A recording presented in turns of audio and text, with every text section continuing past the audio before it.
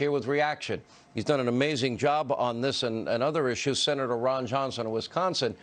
So the investigation really has been going on since 2018. Your report has been devastating. And this goes back now, what, 2013, 14, 15, right? Well, certainly that's when they started cracking the code. But there have been reports of the Bidens cashing in on the Biden name for many, many years, dating back to when Joe Biden was a senator. But Hunter said he didn't get a cent. No, he got millions of dollars. Our report documents $5 million.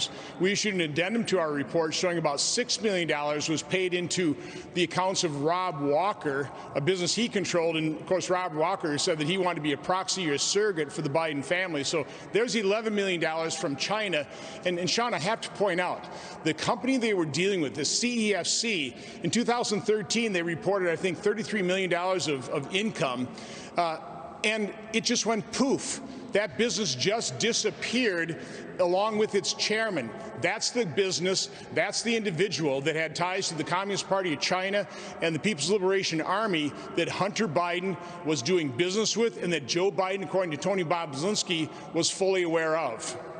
Now, by the way, please send to your colleague, Senator Grassley. And I know he recovered fully from COVID. I know you did as well. I want to hone in on this, though, very, very closely here.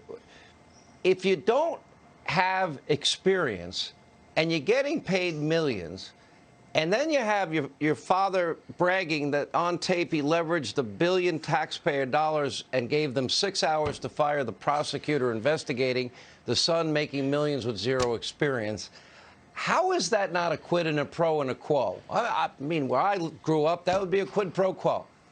Well, it is. It's obvious to everybody except the mainstream media. And, of course, we found out now the mainstream media had far greater influence and interference in our election than any Russian interference ever could have hoped for. I mean, the fact of the matter, there have been polls out now. A McLaughlin poll said that 36% of Biden voters had never heard of the Hunter Biden story because of the censorship and suppression. Of that, 13%, once they found out, said they wouldn't have voted for Biden. So that means 4.6% of Biden voters would not have voted for him. That means Trump would have won the election. That's the enormous influence that social media and our liberal bias media played on this election. Their interference just is orders of magnitude greater than any Russian or Chinese or Iran foreign interference in this campaign. Senator, do me a favor. Don't leave the U.S. Senate. I heard you haven't made up your mind yet. I'm encouraging you to stay there.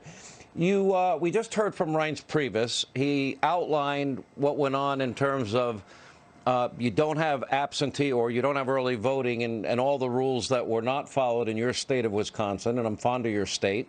And you have also said you don't rule out the possibility of challenging electoral college results. In the news that 17 attorneys general now have joined with Texas is big news tonight.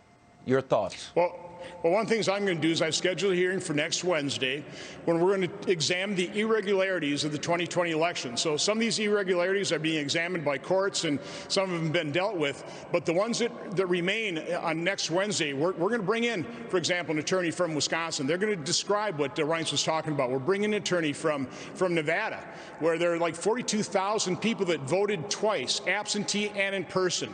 Dead people voted. Out-of-state people voted. So we're going to ask these questions. What about this truckload of ballots from Great Plains, New York, headed toward Philadelphia? How do you explain that type of thing?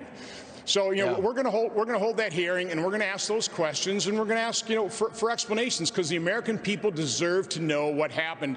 This is a terrible state of affairs where you have a great percentage of the American public that don't view this election as legitimate because the Democrats pushed the envelope. They did everything they could to make this a suspicious result.